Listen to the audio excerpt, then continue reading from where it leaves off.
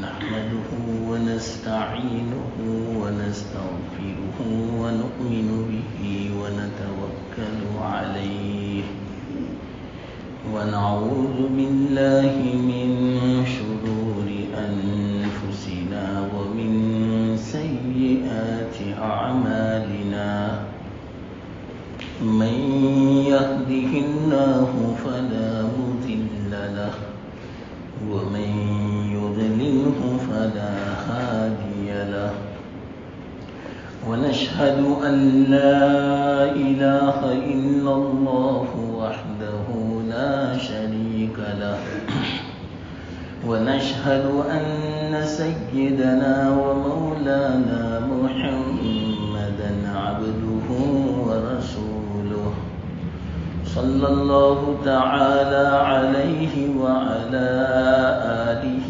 وأصحابه وأزواجه وذرياته وأتباعه وبارك وسلم تسليما كثيرا أما بعد فأعوذ بالله من الشيطان الرجيم بسم الله الرحمن الرحيم وهو معكم أينما كنتم صدق الله العظيم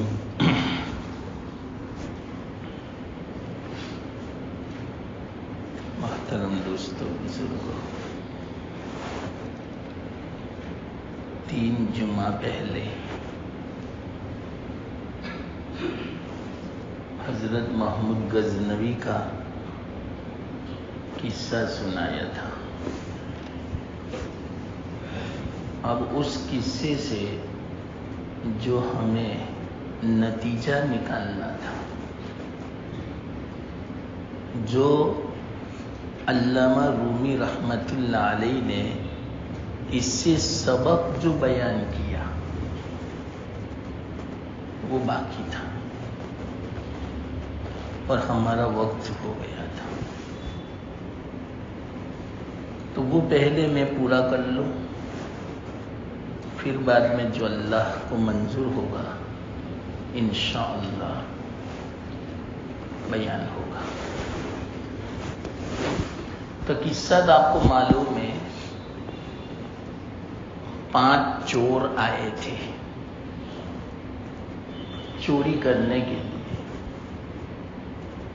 ان میں محمود غزنوی بھی شریک تھے۔ 5 کو اللہ تعالی نے گویا ایک کمال دیا تھا، واقعتاً کمال تھا، اگرچہ اس کمال کو انہوں نے غلط استعمال کیا، لیکن تھا کمال۔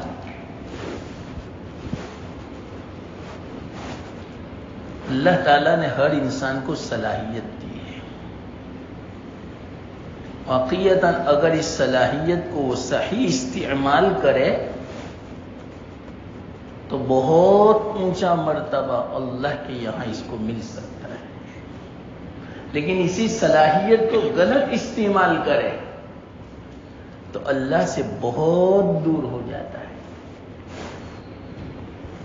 صلاحیت استعمال کرنی چاہیے، اللہ تعالیٰ نے ہر ایک کو عطا فرمایا، کہاں سے کہاں پہنچ سکتا ہے۔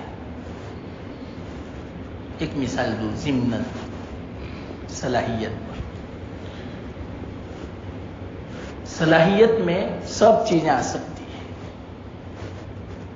اللہ نے ایک استعداد بنائی ہے ہر آدمی کی، رحم کرنے کی بھی ایک فطری چیز ہے، محبت کی بھی، کسی کی مدد کرنا، سخاوت کرنا، کسی کے کام آنا، یہ سب صلاحیتیں ہیں، لیکن انسان استعمال نہیں کرتا۔ یا تو کیوں استعمال نہیں کرتا، اس کی وجہ یا تو اس لیے کہ اس میں اپنا کوئی مطلب نہیں نکلتا، اپنا کوئی مقصد پورا نہیں ہوتا، یا تو اس لیے کہ سامنے والے کی دل میں جگہ نہیں، ہمدردی نہیں۔ اگر ہمدردی ہوتی، خیر خواہی ہوتی، واقعیتاً آدمی صلاحیتوں کو استعمال کرتا. ایک مختصر واقعہ سناؤں آپ کو، میں پتہ چلے گا کہ آدمی جب معمولی صلاحیت کو استعمال کرتا ہے تو کہاں سے کہاں پہنچ جاتا ہے، تصور میں نہیں آ سکتا انسان کے. یہ ایک مستقل مضمون ہے، لیکن ضمناً میں نے بات کہہ دی. اگر آپ سمجھے ہوں تو واقعیتاً آپ کا دماغ کھل جائے جو میں کہنا چاہتا ہوں. اللہ نے ہمیں صلاحیت عطا فرمائی، لیکن ہم صلاحیت کو غلط استعمال کرتے ہیں. اس کا نقصان ہے، آج ہر اعتبار سے نقصان ہے. دنیاوی اعتبار سے بھی، روزی کے اعتبار سے بھی، تعلقات کے اعتبار سے بھی، اور اخروی اعتبار سے تو ہے ہی نقصان. صلاحیت کو غلط استعمال کرنے کی، اس لیے اس کی بھی دعا کرنی چاہیے اللہ تعالیٰ سے کہ یا اللہ تو نے جو ہمیں صلاحیتیں عطا فرمائی. ایک استعداد، انسان کے اندر ایک صلاحیت ہوتی ہے، استعداد ہوتی ہے. صلاحیت اور استعداد سمجھتے ہو کیا بولتے ہیں اس کو انگلش میں؟ کچھ کوئی لفظ پتہ ہے آپ کو؟ نہیں پتا. صلاحیت اور استعداد، کوئی بھی ایک کام کرنے کا جذبہ اللہ تعالیٰ نے انسان کو عطا فرمائی. انسان کہاں سے کہاں پہنچ سکتا ہے، ایسی قوت عطا فرمائی، ایسی طاقت عطا فرمائی اندرونی فطری. یہ میں نے آپ کو صلاحیت سمجھایا، صلاحیت کے لفظ کو. اللہ نے ایسی قوت عطا فرمائی ہے، اس کو استعمال کرنا صحیح جگہ پر تو آدمی کہاں پہنچ جاتا ہے. مختصر واقعہ میں سنا. حضرت جنید بغدادی کا نام تو سنا ہوگا. آپ تو یہی سمجھتے ہیں کہ بہت بڑے بزرگ و علامہ ہیں، حالانکہ بہت بڑے پہلوان تھے. وہ تو علامہ بزرگ نہیں تھے، پہلوان تھے. وہ تو اپنے زمانے کے، کوئی ان کا مقابلہ نہیں کر سکتا تھا. اور بادشاہ نے رکھا تھا پہلوان. روزانہ ایک بکرا کھاتے تھے ناشتے میں، پورا بکرا صحیح سالم اکیلے. تو کھانا کیسا ہوگا؟ یہ تو ناشتہ. تو کیسے پہلوان ہوں گے؟ کوئی مقابلہ نہیں کر سکتا تھا. تو ساری صلاحیتیں انہوں نے اپنی اس پہلوانی میں صرف کر دی تھی. اگر یہی پہلوانی عبادت میں لگا دے، اللہ سے تعلق میں لگا دے، تو جس طرح دنیا میں سب سے بڑے پہلوان مشہور ہوئے، تو آپ ہی بتاؤ اسی صلاحیت کو اللہ کے تعلق میں وہ صرف کر دے تو سب سے بڑے بزرگ ہوتے کہ نہیں؟ تو ایسا ہی کیا انہوں نے. یہ ہے صلاحیت. اب تو سمجھ میں آ گئی بات. کیا کیا معلوم؟ اعلان ہوا بادشاہ کی طرف سے فلاں دن مقابلہ ہوگا، کمپٹیشن ہوگا، پہلوانی میں، مقابلے میں، پچھاڑنے میں. بادشاہ کا جو پہلوان ہے جنید، ان کے ساتھ پورے ملک میں اعلان کیا گیا کہ آؤ مقابلے کے لیے. جو غالب آئے گا اس کو اتنا انعام ملے گا. ہمارے پہلوان کو کوئی پچھاڑ دے تو. سب جانتے تھے کہ ان کا مقابلہ تو مشکل ہے. سب لوگ آئے اس دن تماشا دیکھنے کے لیے کہ دیکھے تو صحیح کون پہلوان آتا ہے. تو ایک بوڑھا آدمی آیا. سب لوگ تعجب کر رہے تھے کہ یہ جنید کا یہ مقابلہ کیسے کر سکے. جنید تو پہلے سے تیار تھی، اور جو ایک پہلوانی کی ایک عادت ہوتی ہے مقابلے سے پہلے خاص مطلب کہ حرکت اس طرح کرنا شروع کیا. اب یہ تو بڈھے تھے، وہ کیا مقابلہ کرے. بڈھے نے آہستہ سے کہا میں ایک بات کہنا چاہتا ہوں، پھر بعد میں اپنا مقابلہ کریں گے. جنہیں نے کہا کہو کہ کان میں کہنا چاہتا ہوں. وہ بڈھا آیا اور کان میں کہا میں سید ہوں، میں سید ہوں، میرا تعلق، میرا خاندان اللہ کے رسول صلی اللہ علیہ وسلم سے ملتا ہے. میں بہت محتاج ہوں، فقیر ہوں. میرے چھوٹے چھوٹے بچے کئی دنوں سے کھانا نہیں کھایا اور میرے لیے سوال کرنا حرام ہے، زکوٰۃ حرام ہے، صدقہ حرام ہے. تو میں نے سوچا کہ کیسے پیسے حاصل کروں. تو یہ اعلان میں نے سنا کہ لاؤ میں کہہ دوں گا جنید کو کہ میں ایسا ہوں. اگر وہ مان جاوے تو میرا کام بن جاوے گا، میرے بچوں کا کام بن جاوے گا، میری زندگی گزر جاوے گی اور ان کا کیا نقصان ہونے والا ہے. اس لیے میں مقابلے کے آیا ہوں. مجھے پتا ہے کہ میں آپ کو پہچان نہیں سکتا، بس میری ایک یہ نسبت ہے اللہ کے رسول صلی اللہ علیہ وسلم سے، اس کی لاج رکھ لینا. دل میں بات اتر گئی. کہا کوئی حرج کی بات نہیں. 2-3 داؤ کیے، ادھر ادھر کیا جان بوجھ کر، اور پھر بعد میں ایک دم سے گر گئے اور ان کے اوپر بوڑھا سوار ہو گیا. چھاتی پر چڑھ گئے اور زندہ باد کا جیت گیا. 2-3 مرتبہ ایسا کیا. بادشاہ کو اعتماد نہیں ہوتا تھا، اطمینان نہیں ہوتا، یہ کیسے ہو سکتا ہے. پھر سے کرو. 3 مرتبہ اس طرح پچھاڑ دیا. آخرکار اعلان ہو گیا، بدھا جیت گئے. اتنا انعام ملا کہ پوری زندگی اس کی اطمینان کے ساتھ گزر جائے. خوش ہو گئے، پورا انعام لے کر چلے گئے.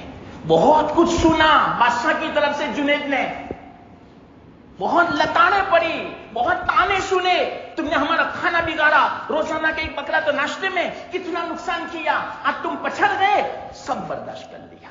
یہ ہے انسان کی صلاحیت. انسان کے اندر ایسی قوت چاہیے. ایک چیز کے خاطر اللہ کے رسول صلی اللہ علیہ وسلم کے خاندان کی لاج رکھنے کے لیے، نسبت کو باقی رکھنے کے لیے سب برداشت کیا. اسی رات اللہ کے رسول صلی اللہ علیہ وسلم کی خواب میں زیارت ہوئی ہے جنید کو. انہوں نے فرمایا، اللہ کے رسول صلی اللہ علیہ وسلم نے، جنید تم نے ہمارے خاندان کے ایک فرد کی لاج رکھ لی. اللہ تعالیٰ نے اس کو قبول فرمایا. اللہ آپ کو پوری دنیا میں کیا، قیامت تک مشہور کر دے گا. آپ کی اتنی شہرت ہو جائے گی، قیامت تک آپ کو یاد کریں گے لوگ. آج کون ایسا ہے جو حضرت جنید بغدادی کو نہیں جانتا؟ وہ اس واقعے سے سب کچھ ہوا. دیکھا، یہ ہے صلاحیت. صحیح استعمال کرے تو آدمی پہلے دنیا میں مشہور تھا، اب دنیا میں بھی مشہور، اللہ کے یہاں بھی مشہور، اور مرنے کے بعد بھی مشہور. شہرت ہی شہرت. تو یہ صلاحیتیں ہیں انسان کے اندر، اللہ نے دی ہے. لیکن انسان ہے کہ غلط استعمال کرتا ہے.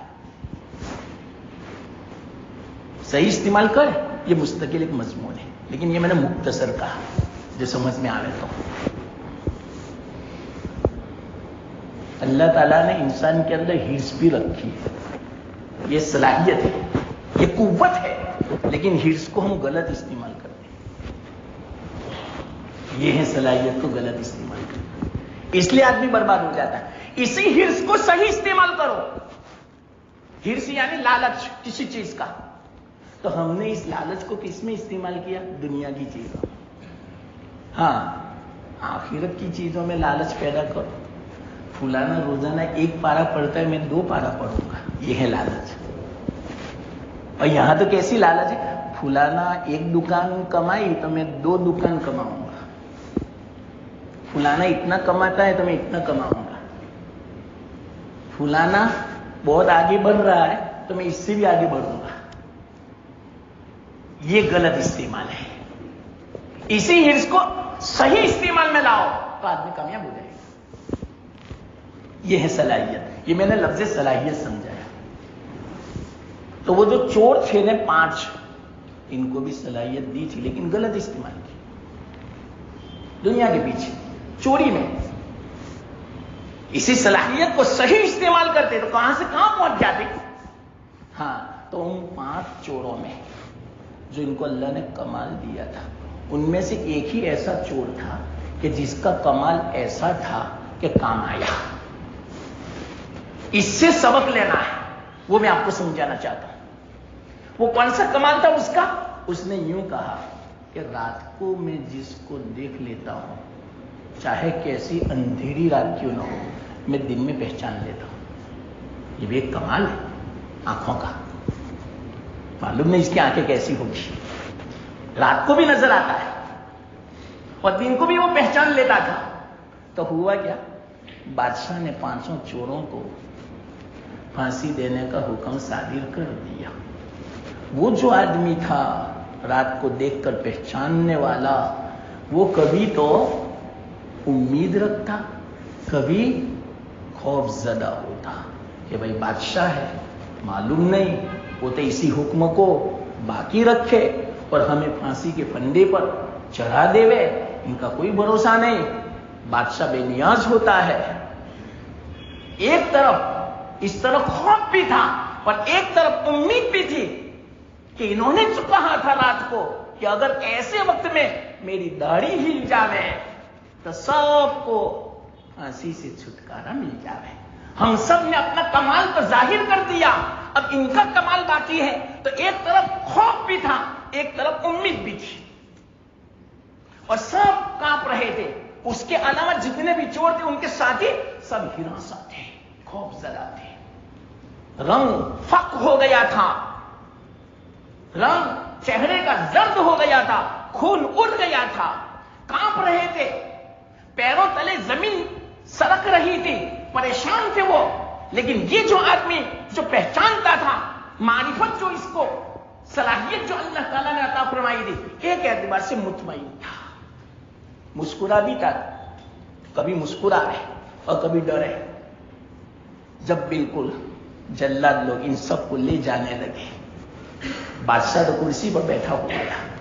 इसने कहा बादशाह सलामत से कि एक दरखास्त है मेरी। लेकिन हाँ करो, क्या दरखास्त? कि बादशाह सलामत, हम सब 5 आदमियों ने अपना कमाल तो बता दिया, सब ने कमाल पेश कर दिया, अपनी सलाहियत को बता दिया और अपनी सलाहियतों पर अमल भी कर लिया। मैं आपको सही कहूं, आप भी तो हमारे साथ थे रात को चोरी करने में, पर आप ही ने तो ये कहा था, मेरा कमाल ये है कि अगर किसी के लिए हुक्म हो जावे तख्ते दाढ़ पर लटकाने का, ऐसे वक्त में अगर मेरी दाढ़ी हिल जावे तो सबको माफी मिल जावे, तो हमने तो अपना कमाल बता दिया। अपना जो पेशा, हमारा जो हुनर था वो तो हमने बता दिया। अब आप अपना कमाल बताओ, दाढ़ी जल्दी से हिला दो, हमारे कलेजे मुंह पे आ रहे हैं, हम बेचैन हैं, परेशान हैं। बस इतना कहना था कि बादशाह मुस्कुरा दिया। अब क्या है, बादशाह मुस्कुरा जावे तो कहा कि जाओ, कोई हरज की बात नहीं, लेकिन पहले सच्ची पक्की तौबा कर लो कि आइंदा कभी हम चोरी नहीं करेंगे। ठीक है बादशाह सलामत, क्या हम तौबा करें, हमने तो कब से तौबा कर ली। ये मंजर देखकर हम पकड़े गए, हमारे लिए फांसी की सजा जारी कर दी गई, उसी वक्त से हमने तो सच्चे पक्की तौबा कर ली थी कि आइंदा कभी हमें नहीं चोरी करना है। तो क्या अच्छा आपने सच्ची पक्की तौबा कर ली? हाँ हमने तौबा कर ली, जाओ हमने माफ कर दिया, सबको रहा कर दिया। अब अल्लामा रूमी रहमतुल्लाह अलैह फरमाते हैं, चलो बताओ 5 आदमी थे कमाल वाले, हुनर वाले, पेशे वाले, अपनी जुबान में डिग्री वाले, सबको डिग्री थी। चलो बताओ किसकी डिग्री काम आई? ये सबक लेना है, सबसे बड़ा जो सबक है ये है इस वाकये से। तो किसकी डिग्री काम आई, किसका कमाल? जो पहचानता था, जिसके पास मारिफत थी। तो इसी तरह याद रखना, अल्लामा रूमी रहमतुल्लाह अलैह फरमाते हैं, ये दुनिया अंधेरी रात की तरह है। आप कहेंगे उजाला है ना? नहीं, आखिरत हमें नजर आती है, बताओ अल्लाह नजर आते हैं? यहां नहीं आएगा नजर। इससे यूं पता चला ये दुनिया अंधेरी है। आखिरत कब नजर आएगी? जब हमारी आंखें बंद होगी। ये अजीब बात, अभी हम ओझल हैं, अभी हमें कुछ नजर नहीं आता। नजर कब आएगा? जब हमारी आंखें बंद होगी, तब सब नजर आएगा। क्या नजर आएगा? याद रखना, कब्र में क्या है?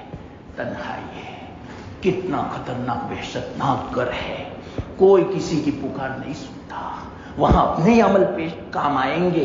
ये सब बातें आंखें बंद होने के बाद। और علامہ رومی رحمت اللہ علیہ فرماتے ہیں یہی سب باتیں کہ قبر میں جانا ہے، مرنا ہے، سونا ہے، دنیا کام نہیں آئے گی، دنیا دھوکے کی چیز ہے، جھوٹ مت بولو، حرص مت کرو، حسد مت کرو، کسی کو تکلیف مت دو، کسی کا حق مت دباؤ، گناہ میں مبتلا نہ ہو، نمازیں پڑھو، سود مت کرو، سودی کاروبار اختیار مت کرو، یہ سب جو علماء فرماتے ہیں یہ سب باتیں کب سمجھ میں آئے گی؟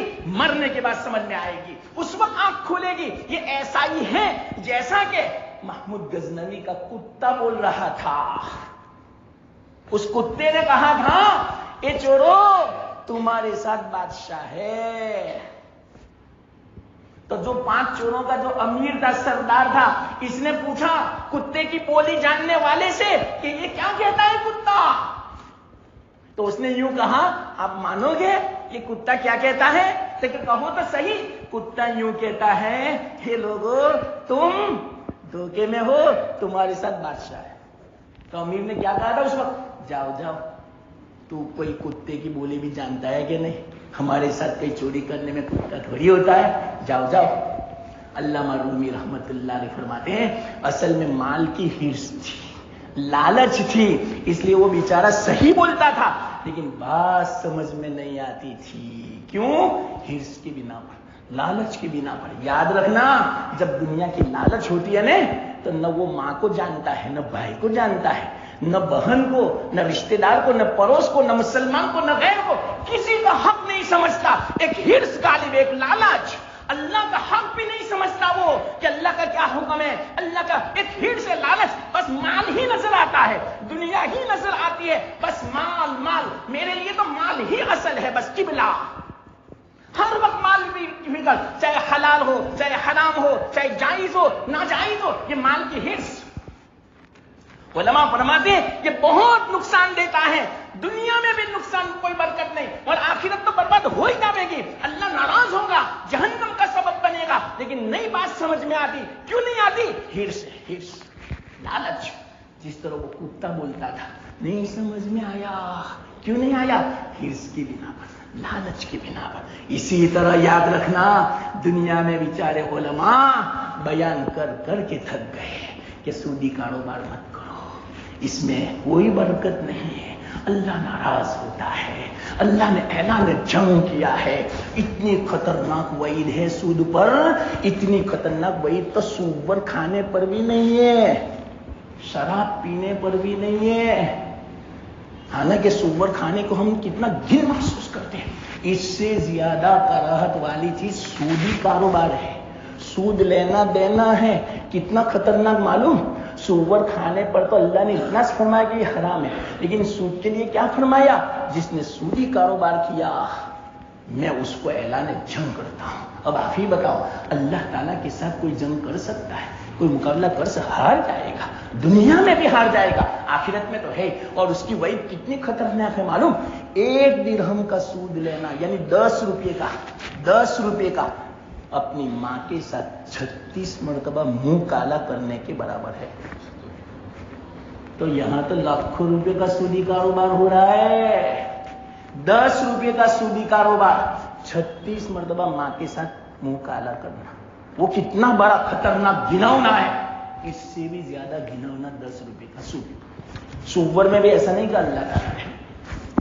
تو علماء کہتے ہیں ایسا مت کرو، علماء کہتے ہیں نماز پڑھو، علماء کہتے ہیں حرص مت کرو، حسد مت کرو، مرنا ہے، موت آنے والی ہے، اللہ کو جواب دینا ہے، کسی کا حق مت دباؤ، حق ادا کرو۔ کیا جواب دو گے؟ 10 روپے کے بدلے میں 700 مقبول نمازیں دینی پڑے گی۔ علماء بولتے رہتے ہیں لیکن علماء جو کچھ بولتے ہیں سننے والوں کے نزدیک مال کی ایسی حرص ہے، لالچ ہے کہ علماء کی بات سمجھ میں نہیں آتی۔ جس طرح وہ کتا بول رہا تھا مال کی حرص کی بنا پر بات سمجھ میں نہیں آتی تھی۔ یہ سبق نکالا علامہ رومی رحمت اللہ علیہ نے۔ سمجھے یا نہیں سمجھے؟ یہ حرص بڑی خطرناک بلا ہے۔ ایک بادشاہ تھا، دیکھو حرص کتنی خطرناک ہے، میں آپ کو سمجھاؤں۔ اللہ حرص سے سب کچھ ہوتا ہے، حسد بھی پیدا ہوتا ہے، دشمنیاں بھی ہوتی ہیں۔ حرص لالچ سے حلال حرام کو بھی نہیں دیکھتا آدمی، جائز ناجائز کو بھی نہیں دیکھتا، اللہ کو بھی ناراض کرتا ہے، نمازیں بھی ضائع، سب حرص کی بنا پر، لالچ کی بنا پر۔ حالانکہ حرص ایک صلاحیت ہے، اس حرص کو صحیح استعمال کرنا چاہیے آدمی کو. سمجھے یا نہیں سمجھے؟ مختصر کہہ رہے ہیں، اعلان تو بس بھی گیا، بات تو ابھی شروع کر رہا ہوں. ایک بات سنو گے؟ ایک بادشاہ تھا، اپنا وزیر تھا. وزیر سے کیا کہا معلوم؟ 3 سوال کا جواب دے تو میں آدھی حکومت دوں، آدھی حکومت تیری آدھی حکومت میری. تو کہا کیا بولو؟ اس نے پوچھا سب سے زیادہ سچی حقیقت کیا ہے دنیا میں؟ اس کا جواب دو. دوسرا سوال، سب سے زیادہ دھوکے کی چیز کیا ہے؟ تیسرا سوال، سب سے زیادہ لذت والی چیز کون سی ہے؟ یہ 3 چیزوں کا سوال کیا. یہ جواب دے اور 1 مہینے کی مہلت. 1 مہینے جواب نہیں دیا اگر تیری گردن اڑا دی جائے گی، اگر جواب دیا تو آدھی حکومت ملے گی. اب یہ وزیر پریشان پورے ملک میں گھوم رہا ہے یہ سوال لے کر. ہر بڑے بڑے آدمی جو پروفیشنل سمجھے جاتے تھے، سمجھدار سمجھے جاتے تھے، ان سب سے سوال کیا لیکن کسی کو جواب نہیں آتا. یہاں تک کہ اب آخری دن باقی تھا. اب اس نے یہ سوچا کہ میرے پاس جواب نہیں ہے، میری گردن اڑا دی جائے گی. اس لیے وہ جنگلوں کی طرف نکل گیا. وہاں ایک بوڑھا آدمی دیکھا، تجربہ کار، وہ کچھ کر رہا تھا. لمبا واقعہ لیکن کیا کرے، الارم بج گیا، اس لیے اب میں کیسے سناؤں. تو اس بوڑھے سے پوچھا، چہرہ دیکھ کر بتا دیا آپ بڑے آدمی لگتے ہو، آپ یہاں کیسے؟ تو ان کو کہنا پڑا ہاں میں وزیر ہوں بادشاہ کا. لیکن بادشاہ نے 3 سوال کیے، میں پورے ملک میں گھوما، کسی کو جواب نہیں آتا. لیکن بتاؤ تو صحیح وہ کون سے 3 سوال ہیں؟ تو کہا سب سے زیادہ سچی حقیقت کیا ہے؟ آج تک کسی نے اس حقیقت کو نہیں ٹھکرایا، کوئی بھی مذہب والا ہو، آج تک کسی نے انکار نہیں کیا. وہ جواب وہ موت ہے. موت کیسی چیز ہے؟ اللہ کا انکار کرنے والا ملے گا دنیا میں، لیکن موت کا انکار کرنے والا آج تک نہیں ملے گا. دنیا میں کوئی بھی ہو، مسلم ہو غیر مسلم، کوئی موت کا انکار نہیں کرتا. اس سے زیادہ سچی حقیقت کوئی نہیں کہ موت آنے والی ہے. بالکل سچی بات ہے، کوئی جھوٹ کہہ بھی نہیں سکتا. دنیا میں سب سے بڑا جھوٹا کیوں نہ ہو، کوئی پھینکو کیوں نہ ہو، لیکن وہ موت کا انکار نہیں کرے گا. موت آنے والی ہے، یہ سب سے زیادہ سچی حقیقت. خوش ہو گیا وزیر، یہ برا ہے، نے تو کیسا جواب دیا. اور پھر بعد میں دوسرا سوال تو کہ سب سے بڑا دھوکے کا سامان، سب سے بڑی دھوکے کی چیز کیا؟ تو کہا کہ دنیا. آج سے اس سے بڑا دھوکا کسی نے نہیں دیا، کوئی دنیا میں ساتھ نہیں آئی. بڑے بڑے بادشاہ گزرے لیکن دنیا چھوڑ دے گئے. اس سے بڑا دھوکا کیا ہوگا؟ ہم دنیا کے لیے مر مٹتے ہیں. دیکھو وقت نہیں ہے ورنہ میں سمجھاتا اس چیز کو. مختصر سمجھ جاؤ، سمجھدار ہو آپ. رات دن ایک کرتے ہیں دنیا کو جمع کرنے کے لیے، لیکن کبھی دنیا آپ کا ساتھ نہیں دے گی. آپ بیمار پڑنے ہوں گے نا تو یہ دنیا آپ کو ساتھ نہیں دے گی. کروڑوں پتی زیادہ بیمار ہوگا. یاد رکھنا اس بات کو. یہ عجیب بات، دنیا کوئی سادن نہیں دیتی اور ہم اس کے لیے مر مٹتے ہیں، بیمار ہو جاتے ہیں، نیند حرام کر دیتے ہیں، بال بچوں کو کئی سالوں تک چھوڑ دیتے ہیں، جھوٹ بولتے ہیں، گناہ کا کام کرتے ہیں، حرام کمائی کرتے ہیں، اللہ کو ناراض کرتے ہیں. لیکن چلو بتاؤ دنیا نے کبھی ساتھ دیا؟ یہ دنیا ایک ایسی چیز ہے دنیا میں، اس سے بڑی دھوکے کی چیز کوئی نہیں ہے. بالکل صحیح بات ہے، سمجھ میں آ گیا. تو اب تیسرے سوال کا جواب سب سے زیادہ، لیکن نہ ایسی تھوڑی میں بتاؤں گا. 2 تو میں نے بتا دیے تاکہ تجھے لالچ پیدا ہو. کہ تیسرا سوال کیوں؟ بادشاہ نے تو تجھے انعام دینے کا کہا آدھی دنیا، تو مجھے کیا دے گا؟ تو میں بتاؤں. اب اس کو تو جان کا بھی خطرہ تھا. 3 سوال کے جواب، جان کا بھی خطرہ تھا. اگر میں نے جواب نہیں دیا تو کیا ہوگا؟ تو کہا کہو نے میں آپ کو اتنے پیسے دے کے لو، یہ کیسی بات کرتے ہو؟ آپ کی آدھی میں سے آدھی دو تو میں بتاؤں.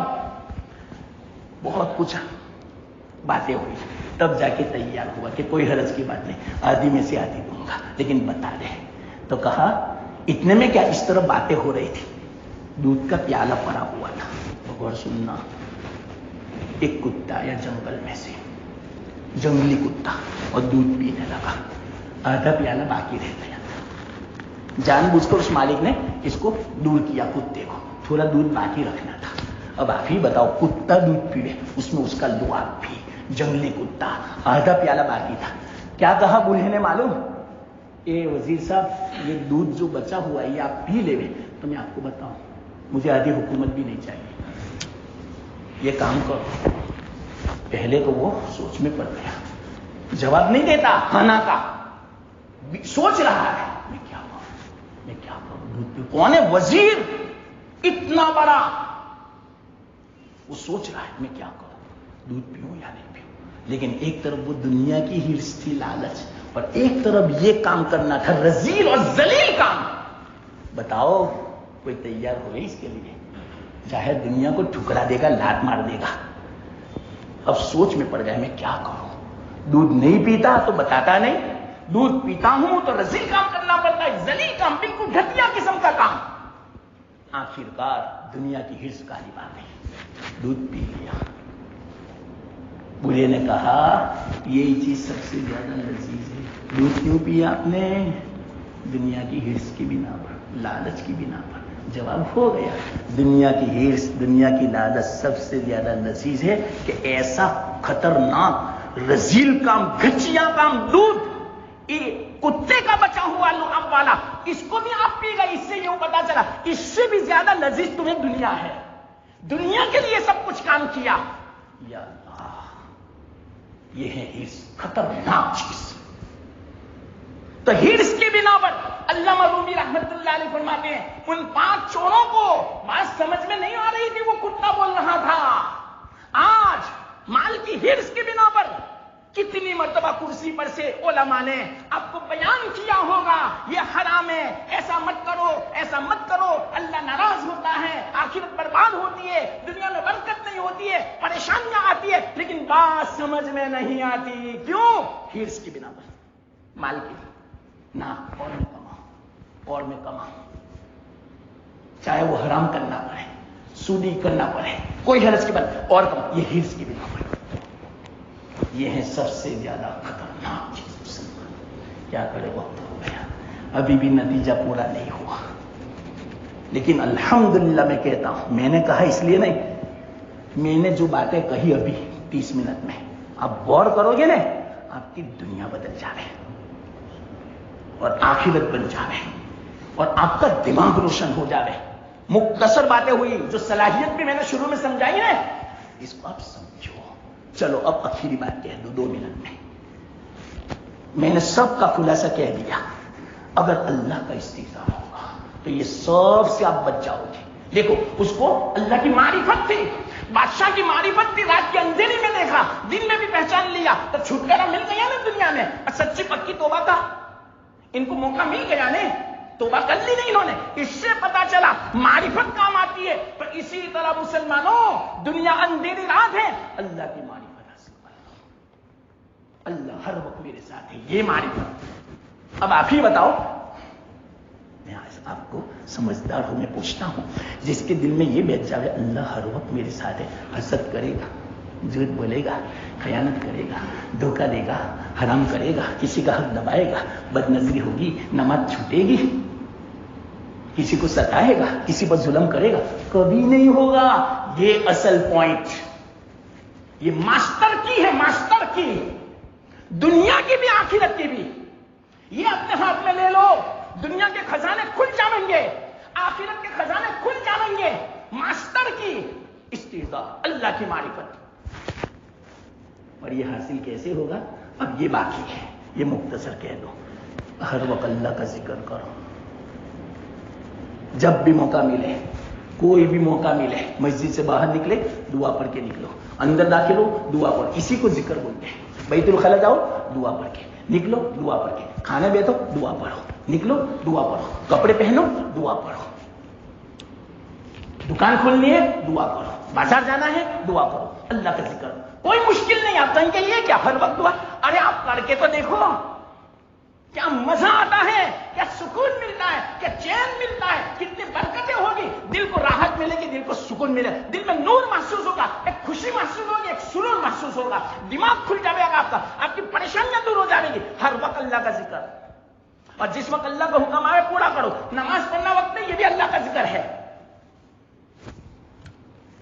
اور کوئی مصیبت آئی فوراً کہو انا للہ کوئی خوشی کی بات پیش آئی کہو الحمدللہ، گناہ ہو گیا کہو استغفراللہ، آئندہ کا کوئی خطرہ ہو کہو اعوذ باللہ. یہ اللہ کا ذکر ہے. کیونکہ انسان کو کبھی نہ کبھی کوئی خوشی فوراً الحمدللہ، کوئی مصیبت انا للہ. یہ ہے اللہ کا ذکر. کثرت ذکر اللہ سے اللہ کا استظہار حاصل ہوتا ہے. اور دوسرا طریقہ اللہ والوں کی صحبت. سب سے بڑی بات اللہ کا ذکر بھی کب عادی بنے گا آدمی؟ صحبت سے. تو یہ دو میں نے عمل اصل بات بھی بتا دی. 3 جمعہ سے پہلے سے میں جو آپ کو سمجھانا چاہتا اللہ کا استظہار، اللہ کی معرفت، اس واقعے سے میں نے سمجھائی. اور وہ کیسے حاصل ہوگی وہ بھی میں نے طریقہ بتلا دیا. کثرت ذکر اللہ سے اور صحبت صالحین سے. اللہ مجھے آپ کو سب کو عمل کی توفیق عطا فرمائے. وآخر دعوانا الحمدللہ.